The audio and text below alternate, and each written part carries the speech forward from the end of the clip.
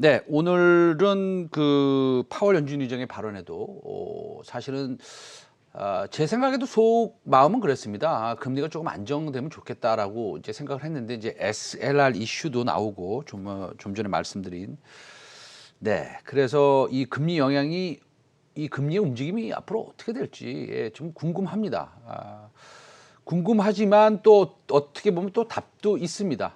계속 조금씩 올라가겠죠. 이제 급하게 올라가는 것만 조금 조심하면 될 것 같긴 합니다만 어쨌든 뭐 저보다 훨씬 더 이 방면에서 훌륭하시고 연구를 많이 하시고 계시는 대신증권의 이경민 투자전략팀장 연결돼 있습니다. 안녕하십니까? 예, 안녕하십니까? 네. 그 파월 의장의 발언이 이제 효과가 좀 있다가 갑자기 뭐 SLR 이슈도 좀 나오고 그래가지고 금리가 어저께 생각보다는 좀 급하게 오후부터 좀 오른 것 같아요. 이거 어떻게 보고 계십니까? 네, 일단은 파월 연준 의장의 발언을 보면은 좀 의미 있는 시그널로 나왔다라고 생각을 합니다. 미국 GDP 성장률을 6.5%로 상향 조정을 하고 물가를 2% 이상으로 상향 조정을 했지만 제로금리는 2023년까지 유지하겠다라는 스탠스를 명확히 보여줬다라고 생각을 하는데요. 그런데 문제는 시장이 원했던 것에는 좀 미흡했다라고 생각을 합니다.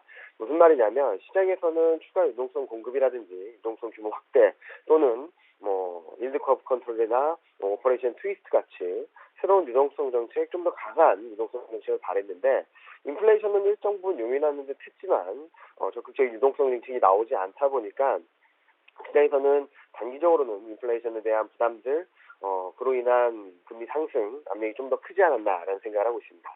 음. 네, 우리 시장이 조금 그래도 힘든 모습을 보이고 있어서 그런데 말입니다.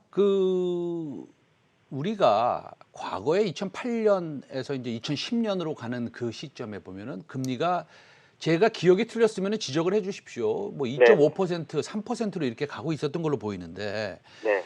지금은 사실 어저께 최고점이 1.74라고 좀 기억하고 있습니다. 네. 그런데 그러면 우리가 그 저금리에 너무 익숙해서 1.74만 돼도 이거 너무 금리가 높은 거냐 이렇게 좀 생각하는 측면이 있는 것 같은데 우리 팀장님은 어떻게 생각하세요? 저도 앵커분하고 비슷한 생각이긴 네, 한데요. 네, 2년 동안 금리는 하락하는 것, 그리고 최근 1년 동안에는 금리는 1% 밑에 유지되는 것이라고 생각했던 그런 익숙했던 것에 조금 균열이 가해지는 가운데 좀 상승 속도가 좀 빨랐다라는 생각을 하고 있습니다. 그런데 핵심이라고 볼 수 있는 것은 저는 단순하게 금리가 올랐다, 레벨이 얼마다라는 것보다도 성장과의 관계를 좀 봐야 되지 않을까라는 생각을 하는데요. 예를 한번 들어보겠습니다. 금리, 물가 상승률이 1%일 때, 2%일 때, 3%일 때, 그냥 단순하게 금리만 놓고 본다면 3%가 가장 부담스럽죠. 그런데 이렇게 한번 생각을 해보시죠. 물가가 1%이고, 물가와 금리가 1%대이고, 그리고 경제 성장률이 1.5%일 때, 그리고 물가나 금리가 2%일 때, 그리고 이 상황에서 GDP 성장률이 3.5%, 물가나 금리가 3%인데 GDP 성장률은 6%일 때 어떤 때가 투자하기 좋은 환경일까라고 고민을 해보신다면 GDP 성장률을 임금 상승률로만 조금 대입을 하신다고 하더라도 아마도 많은 분들이 물가 상승률이 3%라도 경제 성장률 그리고 내 임금 상승률이 6%일 때가 더 좋다라는 말씀들을 많이 하실 것 같습니다. 결국 경기가 좋아지는 만큼 물가가 상승한다라는 인식이 갖춰져야 되는데 지금은 아직 거기에 대한 불안감들이 좀 남아있지 않나라는 생각을 합니다. 특히 최근 미국 경제 지표들을 보면은 2월달, 3월달 경제 지표들이 조금 부진하거든요. 그러다 보니까 경제가 좋아질 거야라는 시그널들은 여기저기서 던져주고 있고 전망치도 계속적으로 상향 조정되고 있지만 혹시 진짜 좋은가라는 의구심들이 경제 속도에 대한 금리 상승 속도에 대해서 좀 민감하게 반응하는 것이 아닌가라는 생각을 합니다. 다시 돌아가서 말씀드리면은 이런 부분들은 시간을 두고 좀 해결이 되지 않을까라는 생각을 하는데요. 시간이 좀 필요하지만 경기 회복, 경기 성장, 기업 이익 개선, 기업 이익 모멘텀 강화란 그런 인식만 좀 더 강해진다면 저는 분명히 금리 상승에 대한 부담보다는 경제 성장, 기업 이익 성장에 대한 기대감을 좀 더 강하게 반영할 수 있는 시점이 돌아올 것으로 생각을 하고 있고요. 그 시점은 아마도 늦어도 1, 4분기 실적 시즌을 지나면서 시작되면서 아마 점진적으로 가시화되지 않을까라는 생각을 하고 있습니다. 네. 제가 그 어저께 그저께 좀 환율을 지켜보니까 네.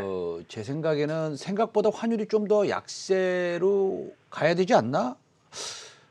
미국의 금리가 이렇게 좀 급하게 올라오는데 그런데도 불구하고 물론 환율이 좀 약세로 뭐 진행이 됐고 하는데 그 강도를 보면 그렇게 뭐라 그럴까요? 그렇게 이게 너무 약세로 가는 거 아니야? 외국인들이 많이 팔겠네라는 생각을 하지 않게 되더라고요. 과거에 이제 한 1,080원부터 1,130원까지 이렇게 올라왔는데 그러면은 이 환율이 이렇게 좀 덜 변동성이 덜 있는 것은 조금 시장이 이제 많은 과거에 금리의 상승을 좀 반영했고 불안전성을 좀 반영했기 때문에 앞으로 환율은 여기서 1,130원을 넘어서 1,150원, 1,200원으로 가는 방향에서는 좀 꺾이지 않을까라도 생각을 해봤는데 우리 팀장님은 어떻게 생각하세요? 이 부분도 앵커보다는 되게 비슷한데요. 네. 일단은 최근 금리가 상승을 하고 있음에도 불구하고 글로벌 금융시장 자체는 불안정성을 높이지는 않고 있습니다. 주식시장이 좀 불안하다고는 생각을 하지만 금융시장 안정성 지표라든지 스트레스 지표라든지 전반적인 금융 여건은 그렇게 나쁘지 않거든요. 오히려 더 안정세를 보이고 있습니다. 이렇게 본다면 지금 금리 상승에 대한 스트레스는 불가피하겠지만 이 흐름들이 금융시장 전반의 불확실성, 변동성 확대로 이어지지 않고 있다라고 생각을 하는데요. 환율 측면에서는 단순하게 뭐 금리나 아니면은 경기다라는 것보다는 저는 유럽발 불확실성이 좀 남아있기 때문에 달러 강세, 유로화 약세 압력이 원달러인지 반등으로 좀 이어지고 있다라고 생각합니다. 그렇다고 하더라도 1,150원을 넘어서 레벨을 올라가기는 좀 어렵다라고 생각을 하고 있고요. 2분기부터 유럽 경기가 기저효과에 의해서 유럽 GDP 성장률이 미국보다 우위를 보이는 구간으로 들어가면 달러 강세 압력은 좀 제한될 것으로 생각을 하고 있고요. 원달러 환율도 1,150원 선을 넘어서지 못하고 다시 1,100원대 밑으로 내려갈 가능성을 높게 보고 있어서 아마도 앞서 말씀드렸던 것처럼 금리 상승 압력에 대한 부담 그리고 금리에 대한 민감도 그리고 환율 약세 흐름들이 그런 약세 압력들이 3월 말 4월 초를 지나면서 아마 정점을 통과하지 않을까라는 생각을 하고 있고요. 환율 변수 점진적으로 시장의 우호적인 변화를 보일 것으로 예상을 하고 있습니다. 우리가 시장을 저도 한 30년 지켜보면서 우리 그 이경미 팀장께서도 잘 아시겠지만 요즘에 좀 아쉬운 거는 사실은 뭐 증시야 이런 변동성이 항상 있는 것이고 항상 그 우리가 여러 가지 데이터들을 잘 팔로우하면서 리스크를 관리하는 것이 장기적으로 수익을 잘 낼 수 있다라는 방법이라는 것을 이제 주식을 조금 한 3, 4년 하신 분들은 이제 아실 것 같은데요. 그럼에도 불구하고 저 개인적으로 좀 아쉬운 것은 우리의 백신 현황입니다. 그래서 보면 신흥국 증시, 특히 우리나라 같은 경우에는 뭐 지금 백신 접종률이 얼마나 됩니까? 굉장히 낮고요. 미국은 지금 17%, 18%를 넘어가는 것 같은데 다분히 미국과의 디커플링은 이 백신 접종률과 상관계수가 1에 가까워진다고 생각하고 있는데 우리 팀장님은 어떻게 생각하십니까? 저는 그렇게 생각을 하지 않고 있습니다. 백신 네, 접종률 한국은 좀 늦게 시작한 건 맞습니다. 네, 그렇지만 속도는 좀 빠른 상황이다라고 볼 수 있겠고요.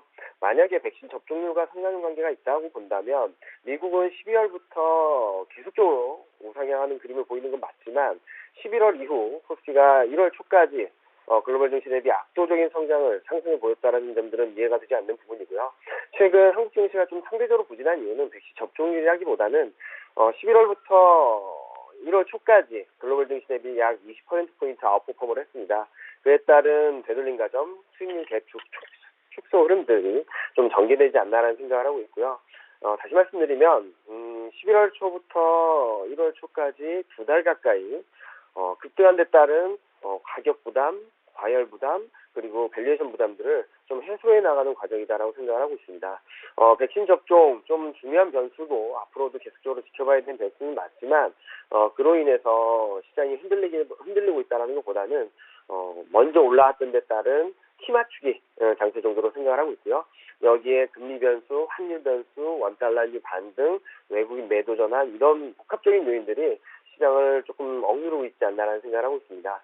미국 증시가 사상 최고 행진을 하고 있는 것은 맞지만 나스닥과 성격이 비슷한 한국 증시는 나스닥과 좀 비교해서 보신다면 조금 더 이해가 되지 않을까 생각을 합니다. 그 전반적으로 이제 우리나라 시장을 보면 그 반도체 슈퍼 사이클이란 얘기는 벌써 뭐 나온 지가 수개월이 지났고, 그다음에 디램 가격도 보면은 다음 달부터는 뭐 상당히 많이 상승할 것 같다라는 예측들이 많이 나오고 있는데도 불구하고 이런 성장지들의 움직임이 그렇게 시원치 않습니다. 가치주, 경기 민감주들이 성장주들을 좀 아웃퍼폼 했는데, 그러면 지금에 와서 그런 가치주들의 성장주를 아웃퍼폼 한 것이 과연 다 반영이 된 건지, 이제는 성장주로 갈아타야 되는 것인지, 이게 굉장히 그 시청자 여러분들이 궁금해하실 질문이라고 생각하는데요. 우리 팀장님은 오늘부로 가치주를 더 선택하시겠습니까? 성장주로 지속적으로 유지하시겠습니까? 그러고 그렇게 선택하신 이유는 어떻게 될까요? 결론부터 말씀드리면 저는 작년 4월 달부터 바이코를 하면서 이번 시장의 주도주는 인터넷, 2차 전지, 반도체, 자동차 이쪽이라고 계속 말씀드려왔고, 주도주가 바뀐다면 추세는 꺾인 거다, 끝난 거다라는 말씀을 드리고 있습니다. 그런 차원에서 올해 말까지 상승 추세를 이어갈 것이라는 전망 하에 저희는 성장주 계속적으로 오버히트하고 변동성이 커진다면 비중을 확대하자는 말씀을 드리고 있습니다. 쉽게 말씀드리겠습니다. 주도주라고 한다면 시장이 상승할 때 같이 상승하고 조정받을 때 같이 조정받는 게 주도주인지, 상승할 때 좀 지지부진하다가 조정받을 때 좀 상대적으로 강세를 보이는 것이 주도주인지 한번 생각을 해보신다면 쉽게 답이 나올 수 있다라고 생각을 하고 있고요. 이처럼 성장주라고 평가되는 업종들, 섹터들이 계속적으로 우상향하는 그림을 보여줄 수 있다라고 생각하는 이유는 실적에 있습니다. 인터넷 2차 전지는 이미 2020년부터, 그러니까 작년부터 사상 최대 이익을 기록 넘어섰고요. 그리고 내년까지 계속적으로 이익이 레벨업됩니다. 반도체 자동차 아직까지 사상 최대 이익을 넘어갔을지 퀘스천 마크가 남아있지만 자동차는 올해, 반도체는 늦어도 내년에는 사상 최대 이익을 넘어설 것으로 예상을 하고 있습니다. 이렇게 본다면 코스피가 이미 역사적 최고치를 경신을 했고, 이익 또한 최근 들어서 이익 전망 또한 역사적 최대치를 넘어서고 있습니다. 그런 측면에서 코스피 실적 개선, 펀더멘탈 개선을 이끄는 업종들에 계속적으로 비중을 늘려야 된다는 말씀을 드리고 있고요. 시크리컬, 저는 2분기 중에 추가 상승 여력 충분히 있다라고 생각을 하고 있습니다. 다만 이익 모멘텀이 강하다는 점들이 이들 업종이 주도주로 갈 것인가라는 부분들을 다시 생각해봐야 된다는 것이죠. 성장주로 말씀드린 부분들은 코로나19 이전에 100이라는 이야기였던 게 80으로 떨어졌다가 120. 그러니까 이익 증가율로만 놓고 본다면 50%지만 코로나19 이전 수준보다 20% 이상 이익 개선을 이끌어가는 업종으로 볼 수 있겠죠. 반면에 시클리컬은 코로나19 이전에 100이었던 이익이 20까지 떨어졌다가 80 정도로 올라온다고 해서 이익 증가율이 400%지만 이들 업종이 코스피 이익 개선을 이끌어간다, 주도한다라고 볼 수 있을까라는 부분들을 좀 고민을 하고 있습니다. 따라서 인플레이션, 물가 상승, 금리 상승에 따라서 시클리컬 업종들이 반등 여력은 좀 더 남아있다라고 생각을 하지만, 지금 현재 시점에서 선택을 하라면 반도체, 자동차, 2차 전지, 인터넷 업종들을 좀 더 담아가는 것이 2분기 그리고 연말까지 봤을 때 좀 긴 호흡에서 봤을 때 좀 더 유리한 전략이 되지 않을까 생각을 하고 있습니다. 아이고, 속 시원하게 말씀해 주셔서 감사합니다. 네, 대신증권의 이경민 투자전략팀장이었습니다. 다음에 뵙겠습니다. 네. 네, 감사합니다.